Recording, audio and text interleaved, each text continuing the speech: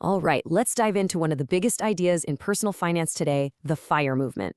We're going to break down what it is, how it works, and get to the truth about what it really takes to retire early. I mean, who hasn't dreamed of this, right? The idea of just walking away from the daily grind, not when you're 65, but way, way sooner.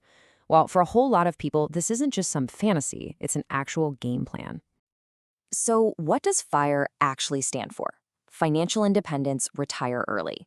And the goal is pretty straightforward. You save and invest like crazy. I'm talking way more than the usual 10-15%, so you can build up a pile of assets that pays all your bills, forever. Basically, you get to a point where you don't have to work for money ever again. Okay, I know what you might be thinking. Does this just mean I have to eat rice and beans for 20 years and never see my friends? That's the big criticism, right? But what you'll see is that it's less about depriving yourself and way more about being super intentional with your life and your money. So, let's start at the beginning, with the spark. How does someone even get on this path? It all starts with a huge shift in how you think about money and life. On one hand, you have standard thinking: work till you're 65, save a little bit, and assume that buying more stuff will make you happier. But the FIRE mindset, it flips that script completely. It's based on this idea that the excitement from a new car or a bigger TV, well, it fades. You just get used to it. So instead of chasing that temporary rush, FIRE followers save 50% or even more of their income to buy the one thing that truly matters: their time. And look, this isn't just some feel-good philosophy. It's all backed by some surprisingly simple math. So let's check out the actual blueprint for how this works.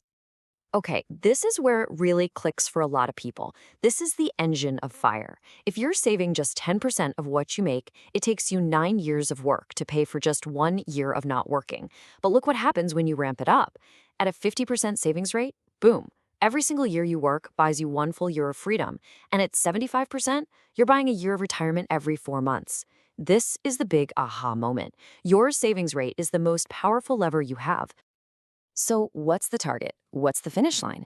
The magic number you'll hear all the time in the FIRE community is 25x. The goal is to save up 25 times your annual living expenses. So where does this 25x number even come from?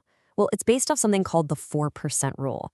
A financial planner named William Bengen figured out back in 1994 that if you withdraw 4% from your portfolio in your first year of retirement and then adjust for inflation each year after, there's a really, really high chance your money will last for at least 30 years.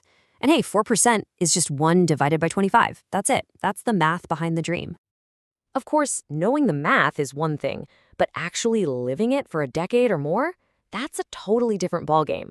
The beginning is exciting, but then comes the long, slow part that people in the movement call the boring middle. And it's super important to know there's not just one way to do this. There are different flavors of FIRE. Lean FIRE is for the true minimalists. You live on less, so you need a smaller nest egg and can get there faster. Then there's the opposite, Fat FIRE, for people who want a more lavish retirement and need a much bigger portfolio.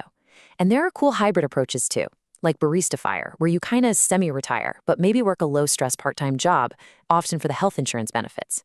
And with Coast FIRE, you save like crazy early on, then let compound interest do the rest of the work. You can coast and an easier job just covering your bills. And this is really where people get tripped up. Once you've cut your expenses and automated your investments, the day-to-day progress feels glacial.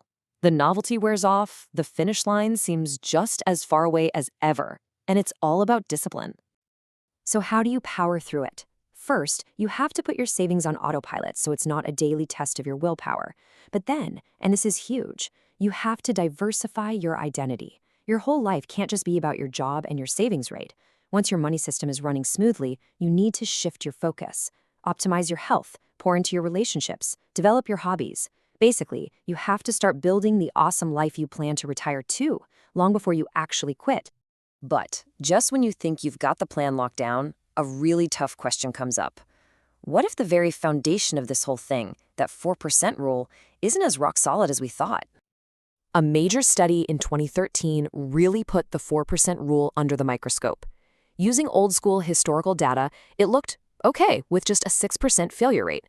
But, and this is the kicker, when the researchers used data that reflected the low interest rate world we've been living in, the failure rate for the exact same strategy shot up to a jaw-dropping 57%. Let that sink in. more than a coin flip chance of running out of money.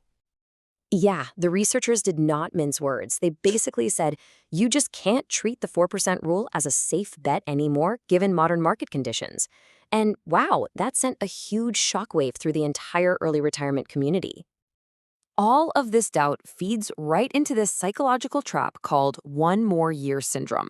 It's when people actually hit their target number, their big goal, but they're too scared to pull the trigger. The fear that it might not be enough keeps them chained to their desks, always saying, okay, just one more year. This brings us to what might be the most important part of this whole journey.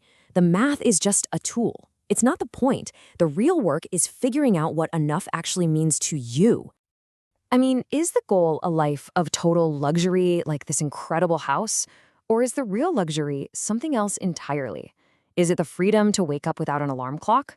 To spend real quality time with your family? To just follow your curiosity? What are you really trying to buy with all this effort? Author Tony Robbins actually has a great framework for this.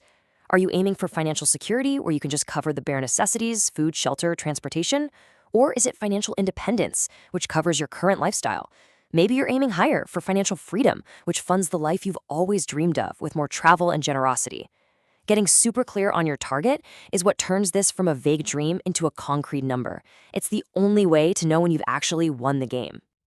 So, at the end of the day, the FIRE movement is so much more than a spreadsheet. It's really a question for each of us. The numbers can show you how to buy your freedom, but only you can decide what you're actually going to do with it.